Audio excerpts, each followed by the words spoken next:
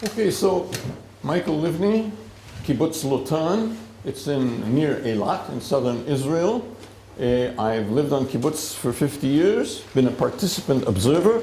I use the term deliberately because before I got to kibbutz, I was involved in medical and social sciences, and I know exactly what participant observer is, I'm not using it loosely. In 20 minutes, I have to give you an overview of what's happened in the kibbutz movement over the last generation, and it's going to be in 17 slides, so hold your hat. The kibbutz is a sustainable community. The questions. Number one, will the kibbutz survive? Is the kibbutz sustainable as a community? Number two, will the kibbutz maintain itself as an intentional community? Number three, will the kibbutz maintain itself, be sustainable as a movement of intentional community committed to impacting on society? Number four, is it necessary, a priori, for a kibbutz to be a collective community? Now, with relation to the first question, we'll see that in the last 50 years, which is approximately the time that I've been on kibbutz, yes, the kibbutz has almost doubled its population after a period of stagnation between 1983 and 2006. We see a spurt of 150,000 people living on kibbutzim today.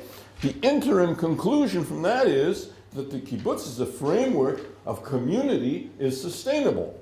But what about intentional community? Now, there are gradations of intentional community. Number one, is it just for ourselves, as we heard this morning, or is it for impact on society? Is it just one individual community? Or are they organized federations, Global Eco-Village Network, Fellowship for Intentional Community? And to what extent are they movements of intention? Or, to put it within the kibbutz context, a movement of intentional community with a planned impact on society. I'm giving the historical background, realizing and exemplifying values in micro in order to inculcate them into the greater society in macro. That is the ultimate idea of intentional community, represented by the kibbutz historically. Does an intentional community have to be collective? The fourth question, we'll get rid of it immediately. Not necessarily. Think Findhorn, think Fellowship for Intentional Community, think Global Eco-Village Network. However, it does help in taking on mutual responsibility for political activity, freeing people for it, etc. Now, the kibbutz is an intentional community to be understood in its historical context, and to ask the question with regards to its sustainability has to be seen as an integral part of Zionism, the movement for a Jewish renewal in its historic homeland. But what has to be understood is that in Zionism there were two different dynamics. Two dynamics: the threat from without, the rising tide of anti-Semitism, creating political Zionism that sought a state for the Jews, idea being we've got to save Jews. On the other hand, there was a different dynamic, the threat from within, the breakdown of traditional Jewish society, the fear and the threat of physical and cultural assimilation, bringing about cultural Zionism, a Jewish state, in order to ensure the continued creative survival of Judaism. So you have Save Jews, Save Judaism, two different dynamics, and the kibbutz as an intentional community is involved in both dynamics. Now, in fact, the kibbutz was a marriage of convenience between those two dynamics, between the dynamics of the political Zionism as represented by the World Zionist Organization and a small group of young Zionist pioneers advocating a particular kind of cultural Zionism: Hebrew land, Hebrew language, Hebrew labor, social justice, free Judaism, meaning freed from the strictures of Orthodox Rabbinic Judaism. The kibbutz was a framework for realization. I emphasize the word framework. Framework means it's not a value, it's a framework for realizing values, and we mustn't confuse frameworks with the values themselves. Now, the founding of the first kibbutz in 1910, and as in any good marriage, there was a marriage broker, a man by the name of Arthur Rupin. Without him, I wouldn't be giving this lecture. Now, the needs of the partners that this marriage of convenience had to meet. Number one, the WZO, the establishment, so to speak, it needed an agricultural infrastructure for the hoped-for future Jewish national home, both in material terms and in human terms. It needed frameworks to absorb young immigrants. It needed them later on, it needed that framework to stake political claim to various parts of the land when it was going to be partitioned. And finally, it served political Zionism as a base for underground activity, military and illegal immigration, Jews fleeing the Nazis who had nowhere to go. So these were the needs of the establishment. On the other hand, the pioneers, the Chalutzim, they had to have the land. If they were 20 years old, there's no way they could themselves get the land and the infrastructure to realize their desired vision in micro for what the future would be in macro. And also, the World Zionist Organization was a means for recruiting, helping recruit new members, and a very important social psychological point, the status, elite, consciousness of mission. In other words, they saw themselves as an elite, and they were seen by others as an elite, an important point to keep in mind with regards to the question of sustainability, how you are viewed by outside society. Now, what are the central problems of sustainability of the kind of vision that the kibbutz had? And the best way I can explain it is to use the paradigm of the generations of the kibbutz, and we'll take the biblical paradigm of Abraham, Isaac, and Jacob. The Abraham generation, the founders, they heard the call. They went forth. In the first decades of the 20th century, think David Ben Gurion, Aleph Dalet Gordon, Meir Yari, these people are, some names are known to you, some are not. Not necessarily all kibbutz members personally, but they represented that generation. The Isaac generation, the sons, they took on practical tasks rather than ideology. The fathers had to deal with ideological alternatives. The sons had to do the practical work. Reside in this land, Isaac was told. Think, Moshe Dayan, Yitzchak Rabin. Then there came the Jacob generation with a dilemma of identity. Now, in the Bible, Jacob, blessed by the angel, becomes Israel. You have struggled with beings divine and human and have prevailed, he is told. Now, the cultural impact and the challenge of the West, volunteers, TV, neoliberalism, lack of motivation and inability to struggle lead to ideological anemia.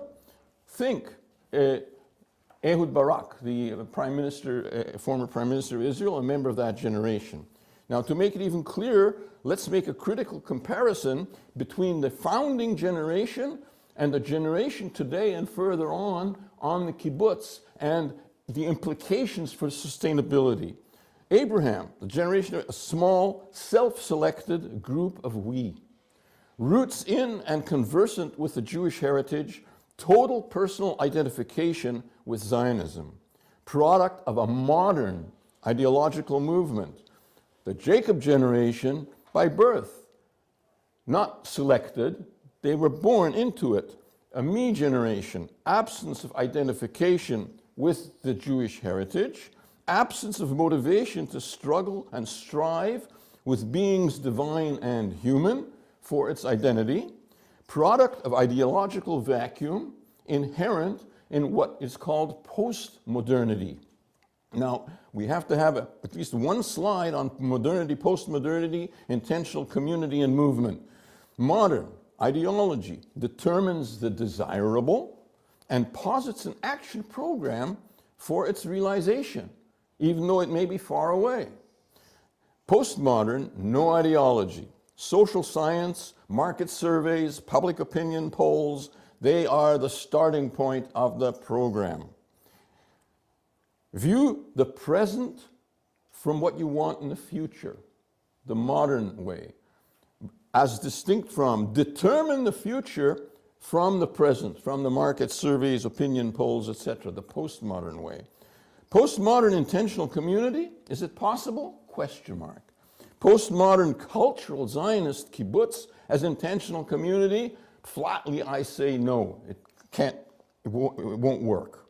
From 1948, the establishment of the State of Israel, we begin to have threats to the continued sustainability of the classic kibbutz, end of the marriage, loss of intention and ideological path. In the country, the state preempts many of the kibbutz functions in security, in settlement.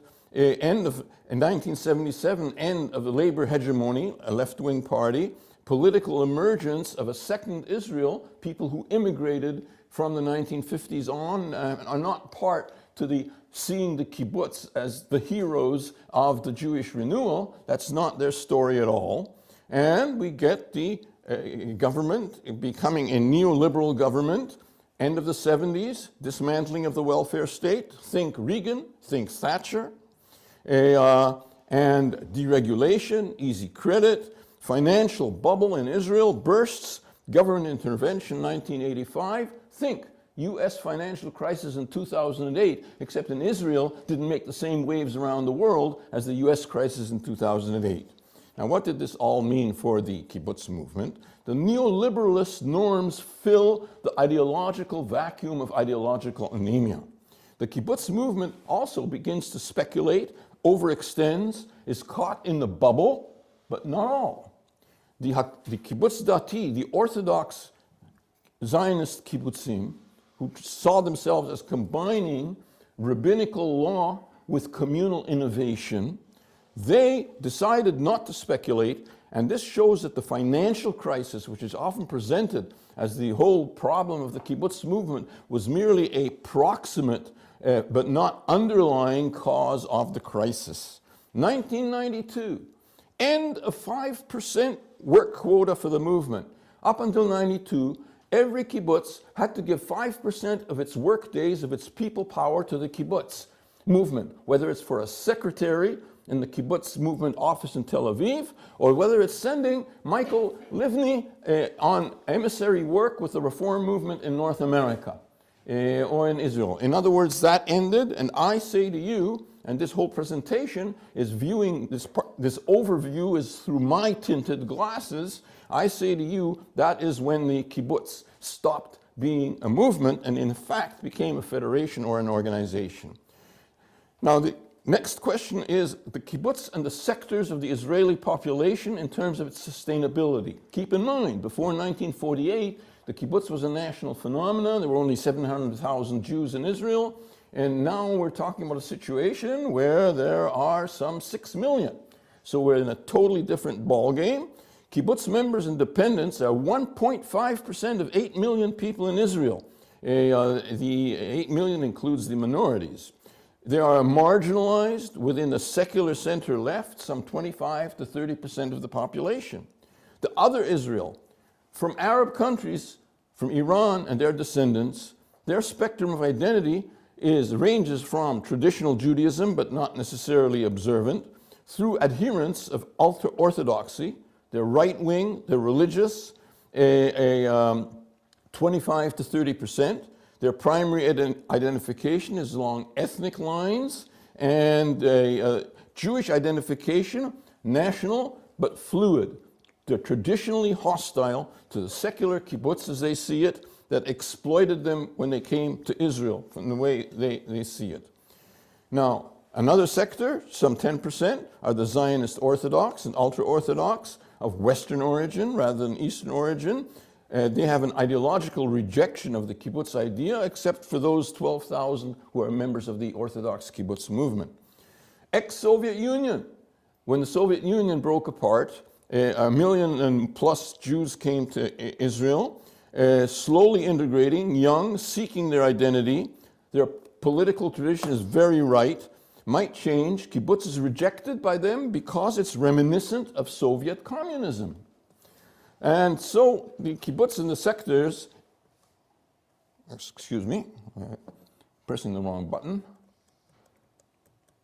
So the kibbutz, does it have access in the future to alternative Jewish identity that can bridge over to the other sectors in order to increase its degree of sustainability as an intentional community movement in the long run, as distinct from just a community that's sustainable? Question mark. We haven't included the Arabs and other minorities, who are another 20% of the population. Another problem of kibbutz challenge, there are no problems, there are only challenges. Another challenge to the kibbutz sustainability is a question of leadership, where there are two patterns of kibbutz leadership historically. Number one, historic leadership. There were three major kibbutz movements. Two of them were led by historic leaders of the Abraham generation, leftist political parties, different interpretations of Marxism. After 1977, that was a dead end. And here are some of the names for the Israelis here. Authoritative rabbinic leadership. Rabbinic in quotation marks, but in fact, that historic leadership had the authority, not formal, but informal, of the rabbis, and prevented an emergence of new leadership in those movements. Now, one of the movements, which I also belong to, had no historic leadership, pragmatic, pluralistic, associated with the Social Democratic Party, Mapai, think David Ben-Gurion, and it was not, but this kibbutz movement was in the leadership, but not in the central leadership of that party. It did develop at least one major personality, Musa Harif, who became the secretary of the movement in 1976, who understood the necessity of connecting to the other Israel, initiated the merger with one of the other kibbutz movements, promoted outreach to the Jewish diaspora, but killed in a car crash, 1982. What might have been? Think what might have been if Yitzhak Rabin had not been assassinated. For the kibbutz movement, is approximately the same degree of tragedy, but of course we cannot know what might have been. Now, the new legal definition of the kibbutz changed, necessitated a new legal definition. The privatization of most kibbutzim, the abrogation of comprehensive mutual responsibility, necessitates redefinition of the kibbutz as a cooperative society within the framework of the Cooperative Societies Act. So a special public committee for classification, the Ben Raphael Committee, Ben Raphael, who was a former kibbutz member and a kibbutz researcher as well, was appointed, and that committee deliberated for 18 months with a lot of tensions, and the committee decided to recognize three types of kibbutzim, no longer one kind legally. The kibbutz, the collective kibbutz, the new kibbutz, and the urban kibbutz, and its recommendations were adopted by the government in 2005. So in other words, this whole business involved the government in redefining the kibbutz. And what are the main points of that new classification?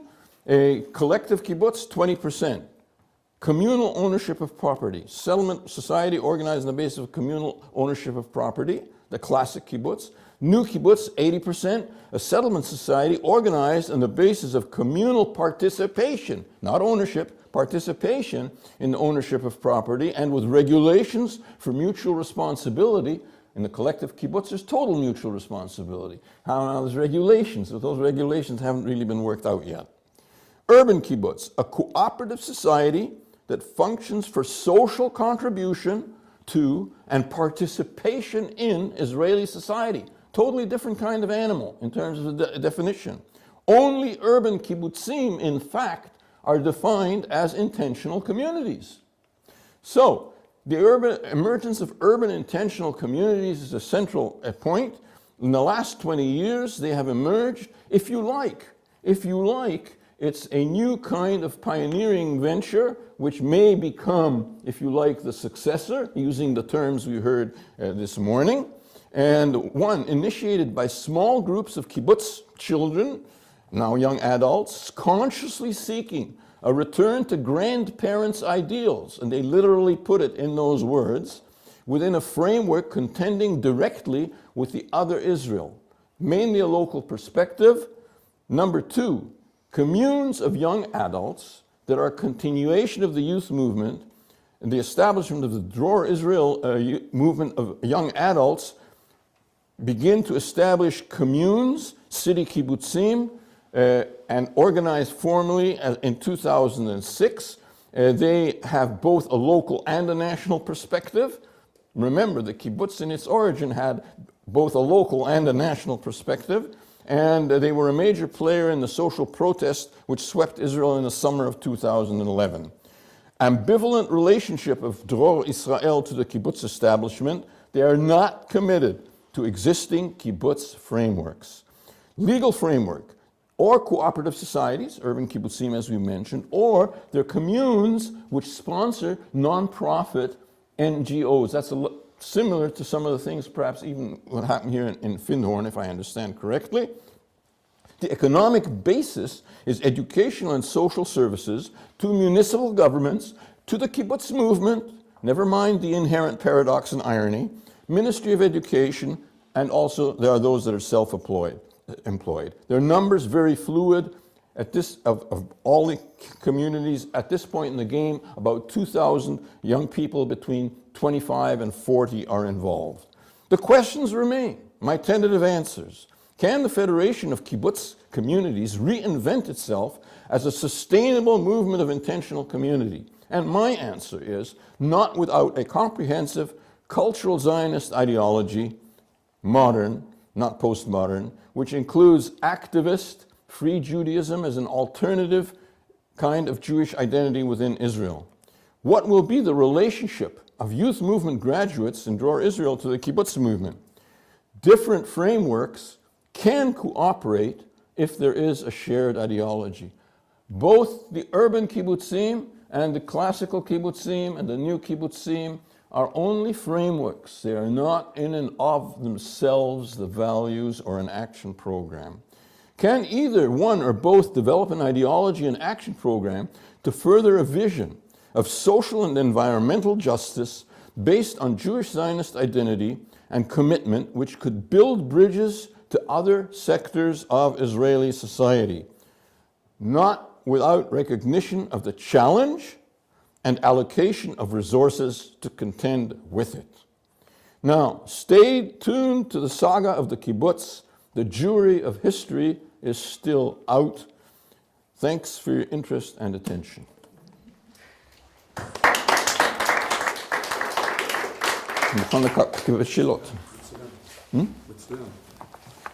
Thank you very much, Michael, for your excellent presentation. This is not the first time that I hear you. I heard you 6 years ago or 3 years ago, and every time you give a new and deep understanding of what is going on today with the kibbutz. So for the introduction of the audience to what is going on to the kibbutz is really excellent, from my understanding, excellent presentation. So now we have about 5-7 minutes for questions or... Yeah, Albert, please. Yeah, thank you. It occurs to me, looking at sustainability generally, that Israel stands in relationship to the United States as a recipient of a lot of development aid, and or it's subsidies in military form or other forms, and that the United States itself is in rather serious financial problems, although they're well cloaked. And there may come a time when it restricts its foreign aid, and at that point Israel would stand something in the position that Cuba stood when the Soviet Union began to dissolve. I wondered if you had any thoughts on what form Israel might take post-United States support. Well, not directly concerned to this with this framework, but I will give you the answer. The answer is that the main aid that Israel gets today is military within the framework of United States strategic interests. That's number one. The actual other aid that it gets from the United States is negligible. There is a reduction of aid from the American Jewish community itself as the Jewish identity of American Jews and goes down. But in fact, Israel at this moment can do without that. I thought when you started mentioning the word America, after all the question of post-modernity, what many of us think, there's the good one gets from America, all the democratic tradition, which is a major common denominator, and there's the more problematic, because America is the home of postmodernization, the postmodernism, which began after the Second World War. So in summary, I think your question within the framework of this particular discussion, without any meaning to offend, is slightly misplaced, because Israel, except for the mutual strategic military interests of both countries, doesn't really receive any significant American aid of the kind that you've posited. Well, I hope that I might stimulate you to suggest that kibbutz might experience a revitalization in that sort of circumstance. Well, I really remember what I said. Kibbutz is 1.5% of the population. Okay, so by the way, that shouldn't bother. After all, what percentage of the population of the United Kingdom lives in communes, collective communities such as Findhorn, or the global eco-village network in Europe?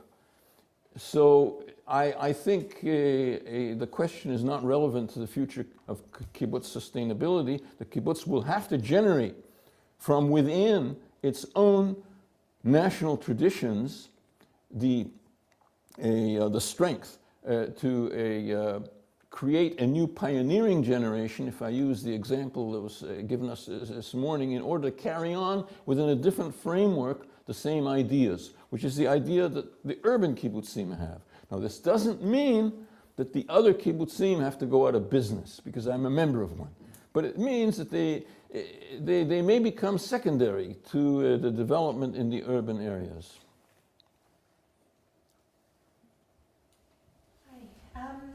Forgive me if I missed something, there's a lot to take in. I thought I'm quite interested in alternative economics, and I think you said 20% of the kibbutzim is still everything's still held in common, Yes. the land and the buildings, Yes. but 80% it's more privatized. It's Is there any- in various degrees of privatization. Right. My former kibbutz, for example, is totally privatized. Right. You know, I have 3 kids there and 6 grandchildren. I know exactly what it means. Is there any experimentation going on with things like alternative currencies or different ways of dealing with economics or paying people in a different way? You know, we have an alternative currency, which here at Finwood, for example. Anything like that? And just as an experiment. The short answer is no. The slightly longer answer is that when there was a kibbutz movement, in fact, it maintained its own economic institutions, and a lot of the economic activity was within the framework of those institutions without having their own money. So in actual fact, it was a way of realizing the same idea. In the Orthodox kibbutz movement, the kibbutz dati, that still exists to a considerable extent. It's the same end, but with a slightly different means. But today, because the kibbutz movement itself, it hasn't got the financial basis for it. So we are not there. As per your suggestion. That may be down the line. I don't see it in the next few years. Thank you. The question is, Michael, what is kibbutz? If we still have the right to use the word kibbutz, or we have to change the word, because kibbutz is a definition. Yeah. And another, what is that in the future, I think that we will hear a lot about the urban kibbutzim. In the future, and the next conference, 3 years from now, I think we will hear more and more about the urban kibbutzim than we have heard before. Because this is the new classical kibbutz. If I just may relate, first of all, look, the kibbutz was redefined The kibbutz was redefined by government decision. Exactly. So in other words, you're saying the kibbutz is going to have to be redefined. You're true, but the government already did it. No. We have to use, maybe we should use a new name. Because if we still use the name kibbutz, and this is not a kibbutz, it's not exactly collective commune as we I in the understand. past. But there's one problem with what your question. You use the pronoun we. And the question is, who is the we? Now, let me tell you that I just as a flashing by, some of you may have noted that in the kibbutz, the committee that sat, there were tensions between the collective kibbutz movement and the new kibbutzim, and it was exactly at that particular point whether the renewing kibbutzim could even call themselves still kibbutzim. Well, the other kibbutzim were the 80%, and they wouldn't go for it. The political compromise was that the name kibbutzim would cover all of them, whether they're intentional, whether they're classic, whether they are renewing, except the compromise was, okay, everybody's going to be called kibbutz, and the further compromise was that the new kibbutz in Hebrew, it's ha-kibbutz ha-mitchadesh. It's the renewing kibbutz, which of course the collective kibbutz movement objected to, but they didn't have enough political clout. So what the sociological reality is remains open. Keep in mind, Yossi, you're asking a question against the backdrop of a certain political situation in Israel, where the sectors have changed entirely, and the 1.5% includes them all. Includes the Orthodox kibbutzim, includes the collective, includes the renewing new kibbutzim. Now, in fact, the collective kibbutzim in political terms, which might be understandable here, are communal socialistic. The renewing kibbutzim, most of them would see themselves as social democracies of various kinds. In other words, each kibbutz is a little social democracy within itself. But the thinking distance, the political distance between social democracy and communal socialism is much less than between both of them together and neoliberalism.